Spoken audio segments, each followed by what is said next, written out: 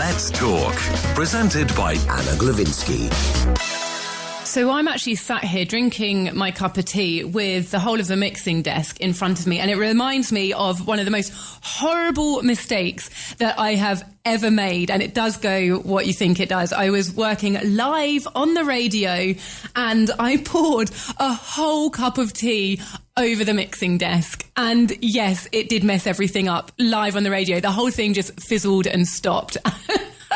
I burst into tears because what else is a grown woman to do when they mess up? And we just had to like shut down the radio, basically. I think put it onto Spotify, take out the mixing desk, send them off to someone getting fixed. It caused days of problems. It was horrendous. I still haven't learnt though. I'm still taking my tea into the studio. I just need to try and not spill it. But at least, you know, it was bad for me, but it didn't change the course of human history. And that's what we're going to be talking about today. People that can put their mistakes, or put my mistake into perspective, really. Makes me feel a whole lot better about the bad things that I end up doing. I've got Paul Coulter here, who is in the middle of a tour at the moment, comedy tour, where he's sharing stories like this, but he's also written a book. Good morning, Paul. Thanks for joining me. Oh, hey, Anna, you've had me cringing because I've spilt vodka Red Bulls over friends' laptops, and the flashbacks are coming back too real to me right now. That's a memory I'd forgotten about. But do you know, oh my God, it's coming back to me. I remember when I was going out with my first boyfriend, so I was quite young, and we visited his friends who'd just got a new house and a little white chair, like this circle white fabric chair, and they gave me a glass of red wine and said, "Don't spill it." Yeah. Oh, no. I remember I stayed with some posh friends' family once, and they had this beautiful white sofa, exactly like you're saying as well. And I was 16 or something, and I got up and like some inky pen in my pocket had just blotted their designer sofa. I think it's just so relatable, right? We all make mistakes. They just don't change history. Then maybe they change our own histories. Yeah, I think in some cases they certainly do. What is it about these like big blunders that caught your attention and has made you turn it into a book and a show? It's just relatable, isn't it? Like, we all make mistakes. We make them all the time. We beat ourselves up. You're like, oh no, I left the oven on. Or you do something absolutely stupid and you spend a week just thinking about, like, why did I do that? But then sometimes I think, you know, you walk around the museums or you read a history book and you think these names like Alexander the Great, or you think NASA, or you think Eleanor Aquitaine, you think they're just these sort of deities. They've done nothing wrong. And then you realize actually their mistakes are worse than our mistakes. Their mistakes can be stupider than our mistakes. Kind of makes me feel better about my own mistakes. That's basically the whole reason I've done it. Yeah. It's basically been therapy. What was like the first mistake that you thought, hang on a minute, there's a story here? Is that the way that it went? Actually, I'm just putting myself in your shoes and assuming. No, you're completely right. Because this all started for me. So I mean, obviously now I'm promoting the book, 10 Mistakes to Change History, and I'm on a tour of the UK. But this all started, I'd done comedy for, I don't know, more than 10 years. It was just a hobby that went wild. Something I was doing after work, and then it got more serious. And then I was in the Sydney Fringe in Australia, and I just put this in just as a little thing, thinking, whatever, you know, 2 people will turn up. That's the normal Fringe audience. And it hit a chord and sold out Sydney, sold out Adelaide, then went crazy at Edinburgh. But the first one I did, I was just writing it thinking no one was going to come. The first one I did was Cleopatra. And I remember I was just thinking it was like the dating scene, because a couple of my friends were telling me how bad the dating scene was. So I did this whole story about Cleopatra swiping right on Julius Caesar and Mark Antony, and how Mark Antony ended up being this sort of terrible boyfriend who made her the last pharaoh of Egypt and changed history. And that was the first one. And I was doing it and I was like, wow, this is so relatable. Mark Antony, he used to swagger around showing off his muscles. He used to like tether lions to chariots. He sounds like a couple of the boyfriends of my sister. So I was like, this is very relatable. So it started on that, and then we went wild on all the other mistakes we've done.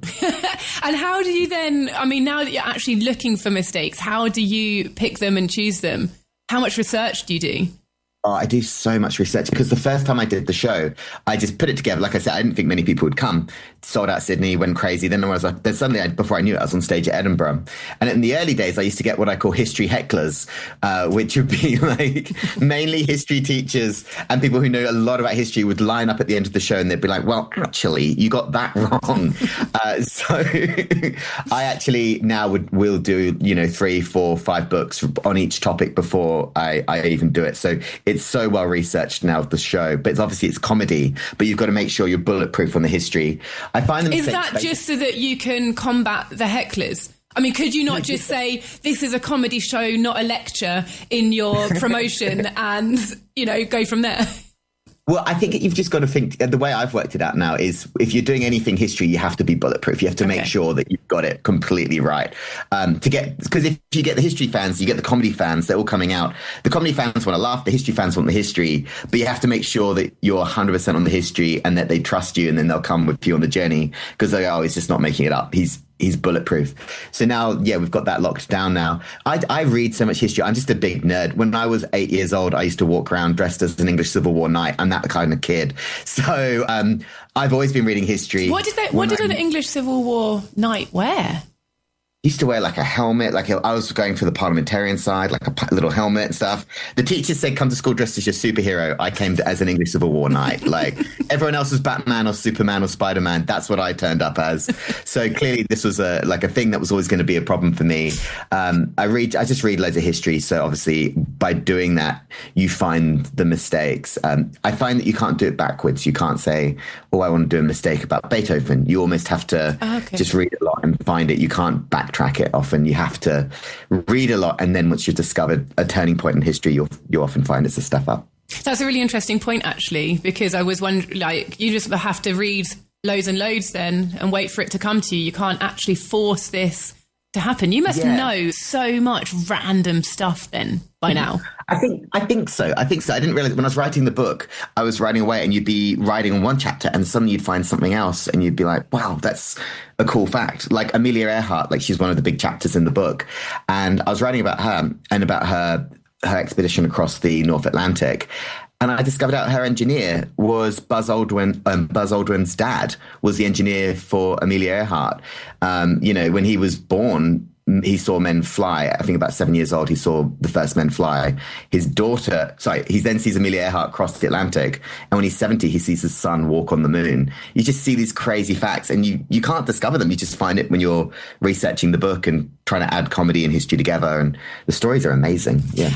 But you can find out all that information and it's interesting. It's mind blowing. But for you personally, how do you put on that comic spin? How do you know that this is the one that's got the little comedy hook?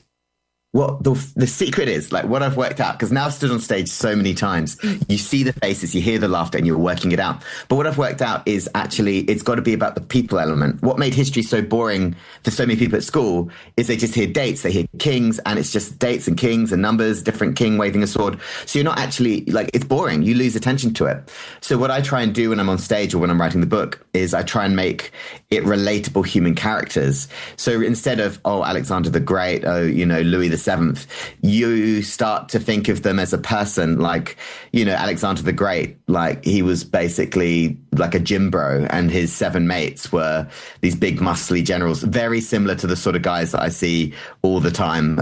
You make them relatable, you bring their personalities to life. And then if they stuff up or they do something stupid, for you, you don't need to know someone who's created an ancient army or led an ancient kingdom. We know people who are lazy. We know people who are greedy. We know people who are, arrogant.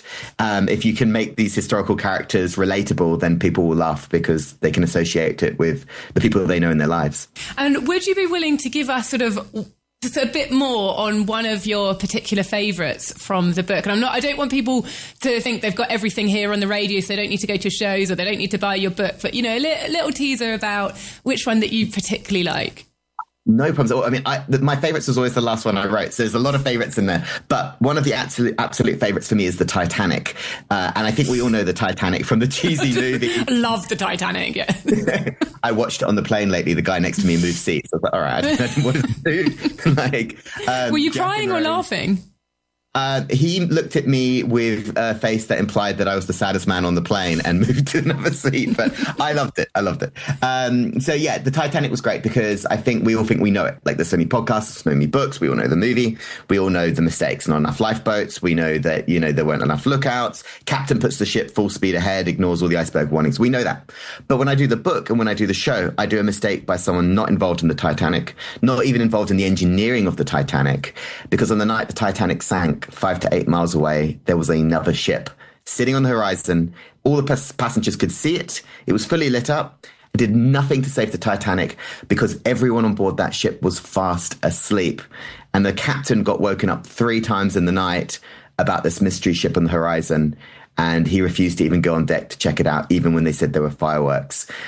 So that ship, if he'd gotten out of bed and he'd actually turned his engines on, putted over to the Titanic, he could have saved most of the lives on board. We wouldn't have had the horrible loss of life or a cheesy 1997's movie. So it's quite a big one. That's it feels like a gut punch. I'm like struggling to find crazy. The comedy here, to be honest. Yeah, I tell you what, you have to look into it and go into the little stories into it, and then you find the comedy in it. So when you nail down, you find those things and they pop out. But yeah, it's a crazy, crazy story. And but one of my favorites on stage. And for you, what's are there huge creative differences? What do you prefer, being on stage or writing a book? They're wholly different processes. Very different. I think when you're on stage, half the writing happens when you're actually on stage and you're talking to the audience and you see what works. You could be like, this works, it doesn't work. And then I started as an improv comedian, so I'm quite used to just making things up on the spot. And then you'd improvise a line. Yeah, it takes a lot of work on stage, but you improvise a line and then someone reacts to it and then you build that out and it becomes something. So when I do a live show, often by the time I've come to Edinburgh, it's basically I've built it from working with audiences and what works, what doesn't work, and what's really funny and what's not funny. And the bits where it's storytelling with comedy. So when you're in storytelling mode, when you're in comedy mode. The book, you're on your own writing. The great thing about the book, which was really fun, was that you can tell stories you couldn't do on stage. On stage, it needs to be quite simple. You've got 10 to 12 minutes to say it. It needs to be really straightforward. You can't do too much detail. So I avoid battles. I avoid too many dates, too many names. I always like to go for very clear characters. In the book, it was great. I could do, I did Napoleon. We did Eleanor of Aquitaine, Apollo 13, Alexander Fleming. These are stories that you can't really do on stage. And it was just so fun to get extra detail, flesh out those extra stories, find those funny little side tangents, so that yes, you've got these big moments from history, but then you've got these funny things that go in on the side. So it was really great. That's awesome. So the people who are already fans of your show can actually get something extra by reading the book. It's not just a regurgitated, something that you're already doing. Completely. I think if you come to the show, I'll do, if I'm doing 5 mistakes, I'll normally do 3 mega ones. And then I'll do two little ones that maybe change, like the history of food or the, history of one particular culture, something to surprise people with. But if you read the book, we've got 10 of probably the biggest, most amazing stories in human history, a sweep of 2,500 years. And 6 of them I've never done on stage. And I probably won't do on stage, but they were just super fun to write, super fascinating, offered by those names that you've always heard, like Amelia Earhart. I knew about Amelia Earhart. I'm a history fan. I didn't know the full story. So it was fun to then get the chance to write it. And yeah, you read the book, you're going to be an expert on all these things and hopefully have a couple of laughs along the way. So it's great. And now that you've learned how to ward off the history hecklers by getting all your facts straight, do you get people like me who are just offloading their mistakes onto you now? People are like, I did this stupid thing. And you're just hearing it all the time.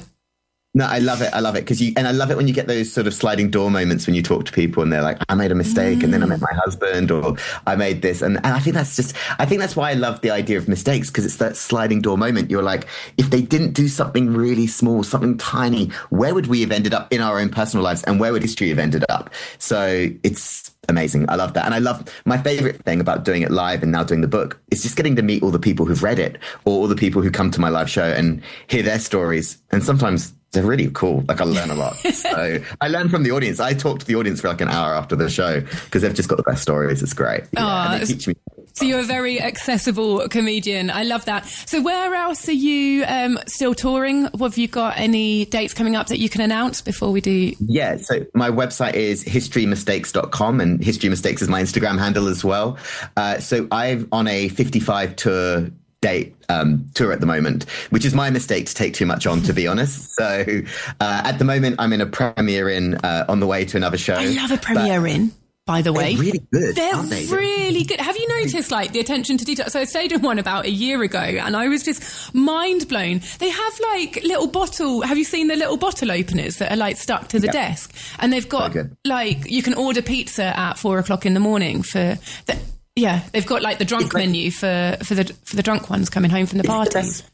Ever, like everything works, everything's lovely. I was kind of dreading it before the trip. I was like, oh no, I'm going to be in a premiere but they all look the same. So when I'm on tour, every time I come back, it feels like I'm in the same bedroom, even though I've moved to another town. And the breakfast is great. I'm all over it. I love it. Yeah. But historymistakes.com. I'm doing 55 at the moment. I'm doing 22 at the Edinburgh Fringe, just finishing the June-July tour up and going up to Halifax. I've got Worcester. And then in September, October, I'm going to do another 18, a lot in the north, a lot around London, and a lot in the southwest of the UK. And then hopefully next year I'll be doing even more touring. So we've just found that a lot of people in the UK and Australia, we do a lot of this in Australia as well.